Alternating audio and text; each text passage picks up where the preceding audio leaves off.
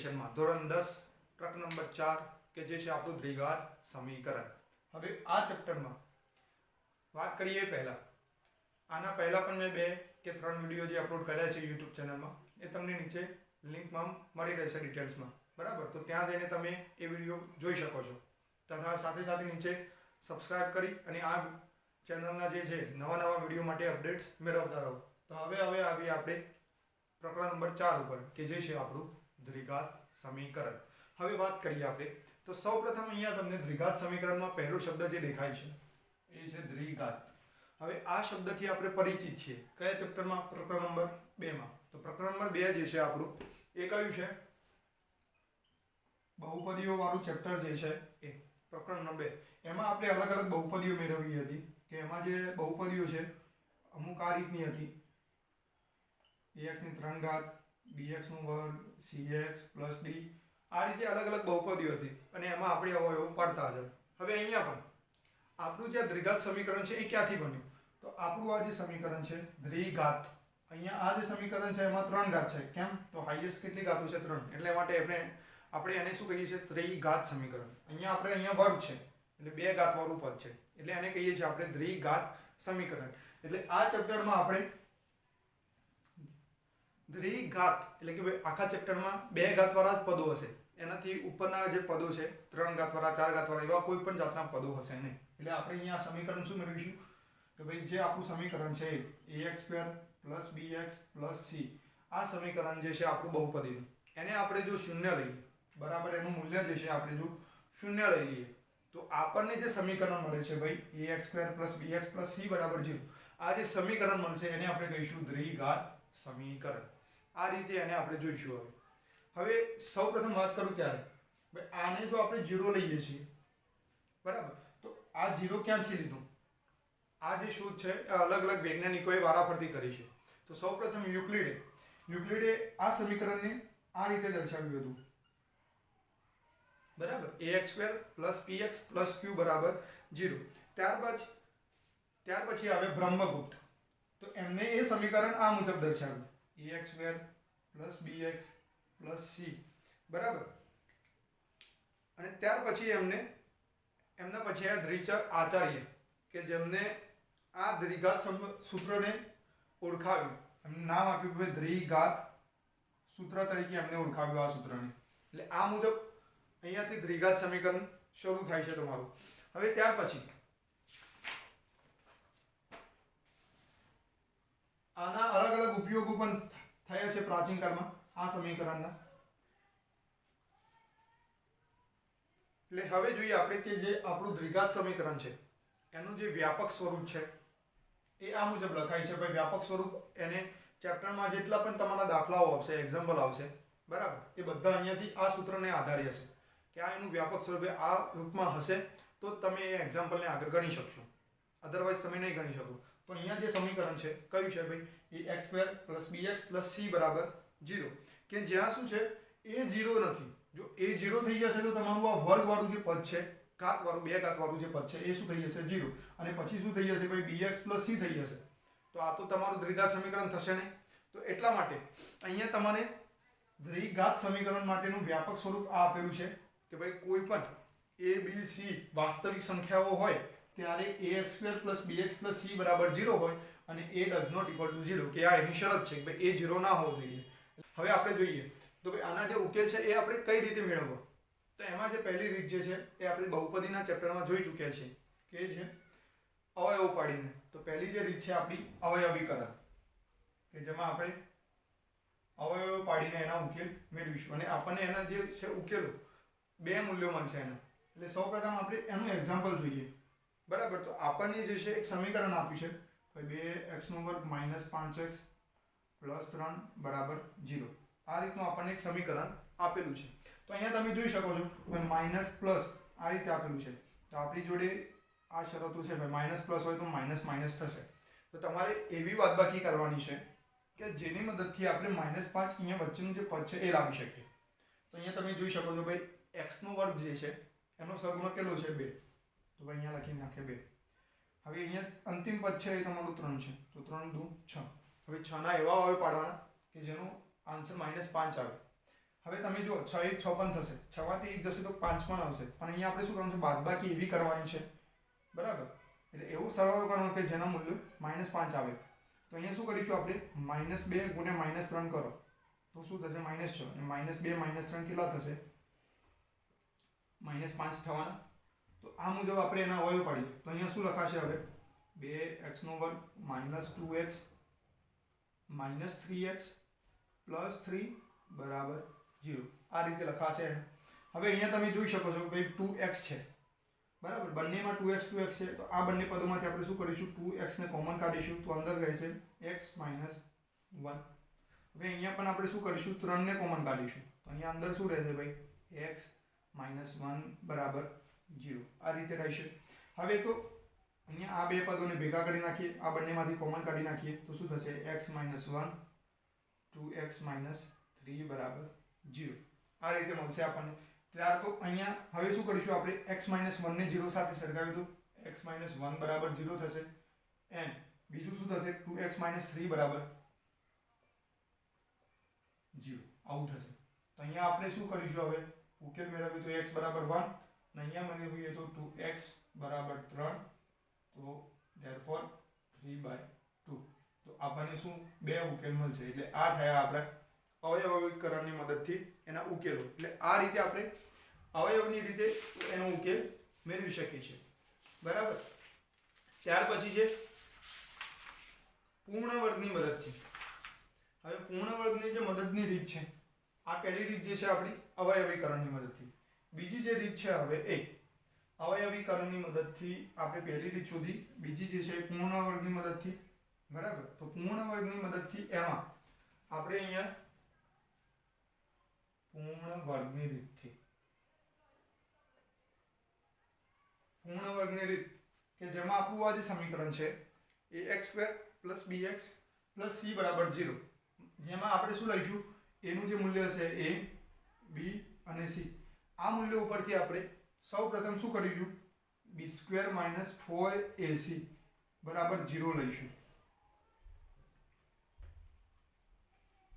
અહીંયા જે આપણું સમીકરણ છે b² - 4ac, આ સમીકરણનો ઉકેલ મેળવીશું. 0 ને લઈએ, પહેલા આપણે આને આટલું કરીશું, b² - 4ac. હવે આનો જે ઉકેલ હશે એ જો આપણને greater than or equal to 0 મળે, કે ભાઈ આપણો જે ઉકેલ હશે એ 0 કરતાં મોટો હોય અથવા તો 0 ની બરાબર હોય, તો એના જે બીજ હશે એને આપણે, એનું જે બીજ હશે -b ± વર્ગમૂળમાં b² - 4ac / 2a, આ મુજબ એને લખીશું. એટલે એ જે ઉકેલ છે આપણને આ મુજબ મળશે. હવે તમે અહીંયા જોઈ શકો છો પ્લસ કે માઇનસ, તો આપણે આ ઉકેલને અલગ અલગ પણ રીતે લખી શકીએ કે જેમાં એક વખત પ્લસ લખીએ અને એક વખત માઇનસ લખીએ. તો આ રીતે આપણને બે ઉકેલ મળશે કે જે છે આપણી પૂર્ણ વર્ગની રીત. એ પૂર્ણ વર્ગની રીતમાં તમારે શું કરવાનું, ભાઈ કોઈ પણ તમને સમીકરણ આપ્યું હોય એને આ વ્યાપક સ્વરૂપ સાથે સરખાવવાનું, એમાંથી તમને a b અને c મળશે. એ જે મૂલ્યો મળે એને આપણે આ સમીકરણમાં મૂકવાનું, b² - 4ac. એ મૂક્યા પછી તમારે જોવાનું કે 0 કરતાં મોટો આન્સર આવે છે શું છે, બરાબર. જો 0 કરતાં મોટો આન્સર આવશે તો સમીકરણના બે બીજ મળશે. હવે જો આનો જો આન્સર b² - 4ac નો આન્સર જો તમને 0 કરતાં ઓછો મળે તો એના બીજ જે છે એ શક્ય નથી, કે ભાઈ તમારા જે બીજ સમીકરણ હશે એના બીજ કેવા હશે, શક્ય નથી. અને ત્યાર પછી જો તમારો ઉકેલ જે છે આવો જ મળતો હોય, તમને 0 કરતાં મોટો મળતો હશે, તો તમારા જોડે કેટલા હશે, બે સમીકરણો મળશે. એટલે આ વસ્તુ તમારે ખાસ ધ્યાન રાખવાની છે પૂર્ણ વર્ગની રીતમાં, કે જે તમારા સમીકરણો આપ્યા હશે, બરાબર, એનો ઉકેલ આપણે આ રીતે મેળવીશું. હવે ત્યાર પછી બીજી વસ્તુ કે આપણા જેટલા પણ સમીકરણો બનશે અહીંયા એ વર્ગવાળા હશે, ઘાતવાળા પદોમાં આવશે, બરાબર 0 થશે. એટલે તમે જો આને ઉકેલવા જશો તો આ રીતે ઉકેલાશે અને પછી તમારું વર્ગમૂળ નીકળશે અને પછી તમે શું કરશો, એના ઉકેલો તમને આ રીતે મળશે, બરાબર. એટલે આ રીતે તમારા વર્ગની રીતમાં અને આ જે છે વ્યાપક સ્વરૂપ, એના ઉપરથી પૂર્ણ વર્ગની રીતમાં પણ તમારે એક્ઝામ્પલ ગણવામાં આવશે, બરાબર. તો એના માટેનું એક ઉદાહરણ જોઈએ આપણે કે જેથી તમને વધુ ખ્યાલ આવે. તો આપણું જે સમીકરણ છે, એક સમીકરણ લઈ લઈએ છીએ, બરાબર. એ સમીકરણનો ઉકેલ આપણે આ રીતની મદદથી જોઈએ. હવે જોઈએ આપણે કે આપણું જે અગાઉવાળું જે સમીકરણ છે એનો ઉકેલ આ રીતે મળે છે કે નહીં એ ચકાસીએ આપણે, કે જેથી તમને વધુ ખ્યાલ આવે. તો આપણું જે સમીકરણ છે એ કયું હતું? 2x² - 5x + 3 = 0. એનો જે આન્સર હતો એ કંઈક આટલો આવતો હતો, 3/2 અને 1. આટલો આન્સર એનો આવતો હતો. તો શું આટલો જ આન્સર આ રીતની મદદથી આવશે ખરો? એ પણ ચકાસી લઈએ. તો અહીંયા શું છે ભાઈ? તમારા a બરાબર 2, b બરાબર -5, c બરાબર 3. બરાબર. હવે આ જે વેલ્યુ છે અને આપણે આ પદમાં મૂકીએ તો શું થશે? b² - 4ac બરાબર શું થશે? b નો વર્ગ એટલે -5 નો વર્ગ -4 કૌંસમાં a એટલે 2 અને 3 બરાબર શું થશે? હવે 5 નો વર્ગ એટલે ભાઈ 25, માઇનસ છે એ દૂર થઈ જશે, માઇનસ 4 2 8 8 3 24 એટલે શું આવ્યું? 1, કે જે શું છે? 0 કરતા મોટો છે. હવે તમે શું કરશો કે ભાઈ આપણું જે સમીકરણ છે કયું? તો ભાઈ -b ± વર્ગમૂળમાં b² - 4ac જે છે બરાબર, b² - 4ac/2a. આ વાળા સમીકરણમાં આપણે એની કિંમત મૂકીએ તો b બરાબર કેટલા છે? -5. તો અહીંયા હું મૂકું -5, -5 આની કિંમત છે b બરાબર, બરાબર. અને પેલું માઈનસ તો ઓલરેડી છે જ ઇક્વેશનમાં, બરાબર. ± વર્ગમૂળમાં 1, બરાબર. આપણો જે ઉકેલ આવશે ડાયરેક્ટ મૂકી દઉં છું. 2 કૌંસમાં તમારે છે a બરાબર 2. આ રીતે થશે, બરાબર. હવે તમે જુઓ અહીંયા તો માઈનસ પ્લસ માઈનસ માઈનસ શું થઈ જશે? પ્લસ. +5 વર્ગમૂળમાં 1, આપણે 1 નું વર્ગમૂળ શું આવે છે એટલે લઈ લઈએ છીએ 2 2 4. હવે જુઓ તમે આ જે વસ્તુ છે એને આપણે અલગ અલગ કરીએ, એટલે કે ભાઈ પ્લસ અને માઈનસ જે છે એને અલગ અલગ કરી નાખીએ તો તમને આ રીતે મળશે 5 + 1/4 અને અહીંયા મળશે 5 - 1/4. તો અહીંયા તમે જોઈ શકો છો 5 ને 6 6/4. તો આનો તમે જુઓ તો 3 2 6 2 2 4 2 2 કટ, તો તમારું ઉકેલ શું આવે? 3/2. અહીંયા બીજો આનો શું મળશે ભાઈ? 5 માંથી 1 જાય તો 4 4/4 એટલે 1. તમે અહીંયા જોઈ શકો છો, બરાબર. તો આપણી જે પૂર્ણ વર્ગની રીત જે છે, બરાબર, એના જે સમીકરણના બીજ જે છે આ સૂત્રની મદદથી મળશે. ક્યારે? કે જ્યારે 0 કરતા એનો જે મૂલ્ય છે b² - 4ac નું એ મૂલ્ય ક્યારે આવશે? વધારે આવશે ત્યારે. તો એ વધુ આવશે ત્યારે આપણને ઉકેલ એનો આ મુજબ શોધી શકીએ છીએ. અને આપણે અવયવીકરણની મદદથી પણ શોધ્યા હતા, તો એનો ઉકેલ પણ કેટલો આવતો? 3/2 અને 1. અહીંયા પણ કેટલો આવે છે? 3/2 અને 1. તો આ રીતે આપણે એના ઉકેલો મેળવી શકીએ છીએ.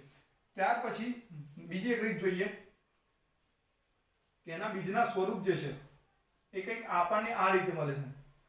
આપણી બે રીત જ છે અહીંયા, પૂર્ણ વર્ગની રીત અને અવયવીકરણની રીત, બરાબર. પરંતુ એના જે બીજના સમીકરણ જે છે, સમીકરણના બીજ જે છે એ કંઈક આપણને આ રીતે મળશે. એના માટેની શરત આપેલી છે અહીંયા તમને. એટલે સૌપ્રથમ તમારે શું કરવાનું છે?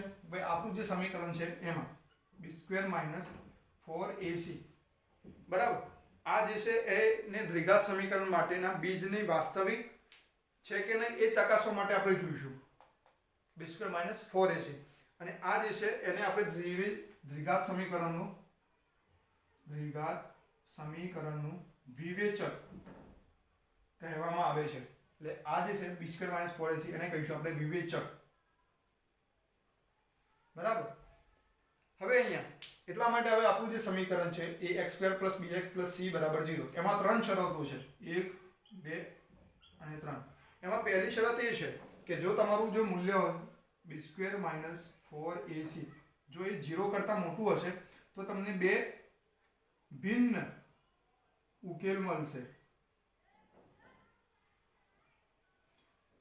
બરાબર. b² - 4ac જો 0 કરતા મોટું હશે તો તમને કેટલા ઉકેલ મળશે? બે ઉકેલ મળશે. જે આપણે હમણાં જ જોયું કે ભાઈ જે આપણો એક્ઝામ્પલ હતું 2x² - 5x + 3 = 0, એના ઉકેલ આપણને અવયવીકરણની મદદથી પણ આપણે કેટલા મળ્યા હતા?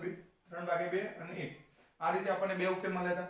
અહીંયા બીજી આપણે જે રીત કરી, આપણે જે b² - 4ac વાળી જે બીજવાળી જે રીત હતી એની એમાં પણ આપણને કેટલા મળે? 3/2 અને 1, બરાબર. એમાં પણ શું આવતું હતું? એક આન્સર આવતો હતો કે 0 કરતા મોટો હતો. તો એ પ્રમાણે આપણને બે ભિન્ન ઉકેલો મળશે, કે ભાઈ અલગ અલગ ઉકેલો મળશે. હવે ત્યાર પછી જે કે જો તમારું b² - 4ac નો ઉકેલ 0 મળે, જો 0 મળશે તો તમારા જે બે બીજ છે એ વાસ્તવિક બીજ, બે વાસ્તવિક જે હશે બીજ એ કેવા મળશે? સમાન મળશે. બરાબર, એ તમારા બંને બીજ કેવા હશે? સમાન વાસ્તવિક બીજ મળશે. હવે ત્યાર પછી છે કે જો તમારું b² - 4ac નો ઉકેલ 0 કરતા નાનો હશે તો એના જે છે એ કોઈ બીજ મળશે નહીં. એટલે કોઈ શક્ય જ નથી એનો ઉકેલ, એમ ઉકેલ શક્ય નથી. એટલે આ રીતે દ્વિઘાત સમીકરણની ત્રણ રીતો જે છે એ આપણે અલગ અલગ રીતે એનો ઉકેલ મેળવી શકીએ છીએ, કે જેમાં આપણે વાત કરી પહેલી રીત જે હતી અવયવીકરણની, બીજી છે પૂર્ણવર્ગની રીતની, અને ત્રીજી જે છે એ બીજના સ્વરૂપ તરીકે ઓળખાય છે, બીજના સ્વરૂપ. એટલે આ જ રીતે ત્રણ રીતનો ઉપયોગ કરીને તમને પ્રકરણ 4 જે છે તમારું દ્વિઘાત સમીકરણ આપેલ છે. તો આઈ હોપ તમને અહીંયા સુધી ખ્યાલ આવી ગયો હશે. બરાબર, અને વધુ ડિટેલ્સમાં જો તમે જાણવા માંગતા હોય દ્વિઘાત સમીકરણ ચેપ્ટરમાં, કે તમને કોઈ એક્ઝામ્પલમાં ખ્યાલ ના આવતો હોય તો નીચે ડિસ્ક્રિપ્શન બોક્સમાં મારો કોન્ટેક્ટ નંબર છે, ઈમેલ આઈડી છે, તો ત્યાં જઈને પણ તમે મને સંપર્ક કરીને આનો ઉકેલ મેળવી શકો છો. તમને જે કોઈ પણ પોર્શનમાં તમને ખ્યાલ ના આવતો હોય, ડાઉટ હોય, તો એ પણ તમે મને જણાવી શકો છો. Thank you everyone.